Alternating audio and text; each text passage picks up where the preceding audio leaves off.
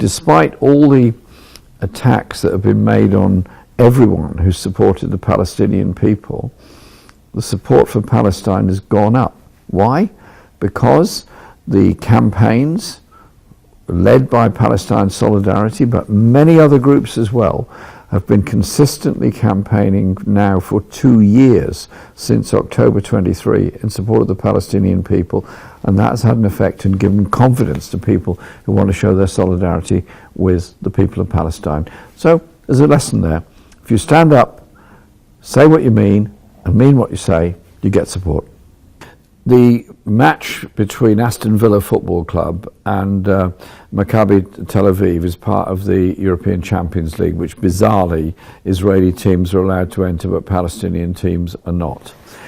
And the police in Birmingham and the independent analysis group of local citizens working with the police in Birmingham City Council came to the conclusion that Maccabi Tel Aviv supporters in Birmingham was a danger to the people of Birmingham. Why? Because the record of Maccabi Tel Aviv supporters in other venues around Europe, including in the Netherlands, where the police there said they behaved abominably, they were violent and aggressive towards Muslim people. And the same has happened in other places they've been to. So they took the view that they should not be allowed to attend the match. The MP for the area, Ayub Khan, also supported the ban on Maccabi Tel Aviv supporters coming to Birmingham, and so that ban was imposed. And the football club agreed with that there would be no away supporters present at this particular game. And the European Federation also, UEFA, also agreed with that. The British government then intervened and tried to turn over the decision made independently and after a lot of research by both the West Midlands Police and the Independent Analysis Group. And we then had the sort of bizarre situation with the Prime Minister demanding the police change their mind about their assessment of the danger of the people of Birmingham with these supporters coming. And then Maccabi Tel Aviv said they weren't going to take up any ticket allocation anyway, and they weren't coming anyway to the match. And so we now have the match going ahead with no away supporters as of the moment. I supported the decision made by West Midlands Police and by the club and by the Independent Analysis Group. And I think it is wrong that Maccabi Tel Aviv supporters are allowed to travel and create the problems they do. British clubs have in the past also been banned from Europe for bad behaviour by fans, and it had a salutary effect. A salutary effect on the clubs and on the behaviour of British football supporters. And so I think it's absolutely the right thing to do. People should be allowed to enjoy a football match. But if the supporters of one team come along to terrorise the local neighbourhood with hatred towards Muslim people, chanting Islamophobic things all around the streets, that's not acceptable. That is absolutely not acceptable. And so I supported the ban, and I've been supporting Ayub Khan on his very brave work on this. And he's received a phenomenal amount of abuse for it. But many people in Birmingham think he's done absolutely the right thing. It is simply not true. This is not about whether somebody is Jewish or not. This is about a group of football supporters and their abominable racist behaviour.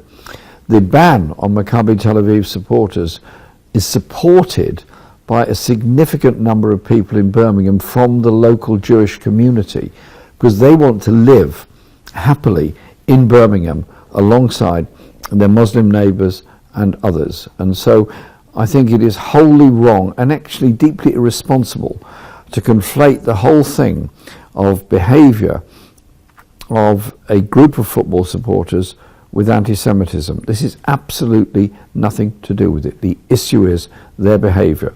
We oppose any form of racism. Ayub Khan made that very, very clear, as did the police and others in Birmingham. And it's quite offensive to say that just because they're opposing Maccabi Tel Aviv supporters because of their behaviour record, that somehow or other makes you into some kind of racist. No, it doesn't. it makes you into a person who's behaving responsibly for their own community.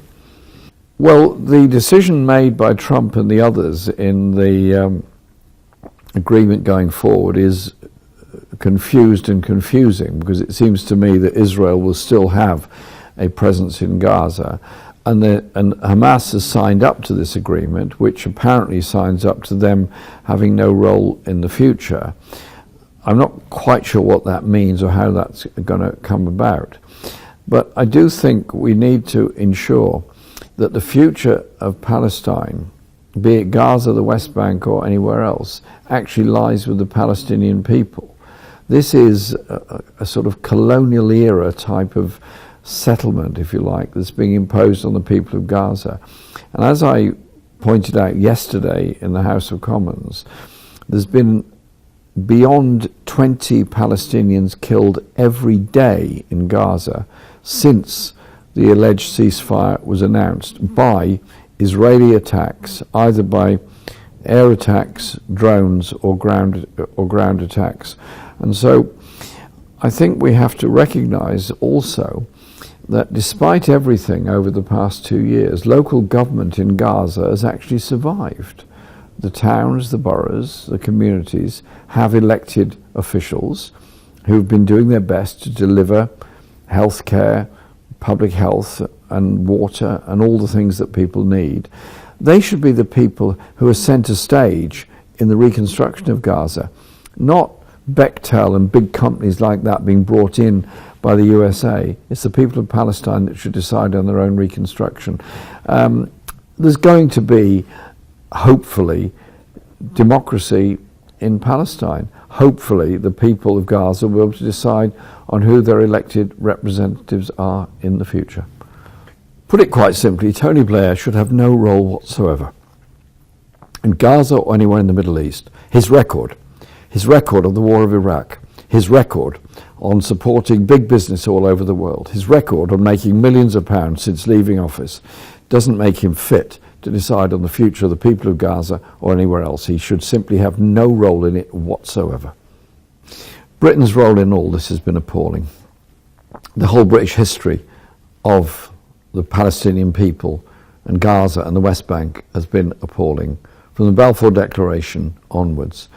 And the continuous supply of weapons, military intelligence, overflying of Gaza, security support for Israel and use of the Royal Air Force bases has been very, very damaging to the interests of the Palestinian people. Only after a lot of pressure did the British government suspend some of the arms licenses. Only after a lot more pressure did they finally suspend the overflying of Gaza. But Britain is still supplying crucial components for the F-35 jets. Britain is still supplying arms to Israel. And so I think Britain's role has been frankly appalling. From the day when Starmer opposed a ceasefire and announced that denial of water and food to the people of Gaza was legitimate to Israel's self-defense, which actually is a war crime to do that, all the way through to now, I do not think Britain should have any military role in Gaza whatsoever. I do think Britain should pay what it can to support the reconstruction of Gaza, but above all, to support the provision by the United Nations through UNRWA of food, of water, medicine, education, and all the other things that the Palestinian people need.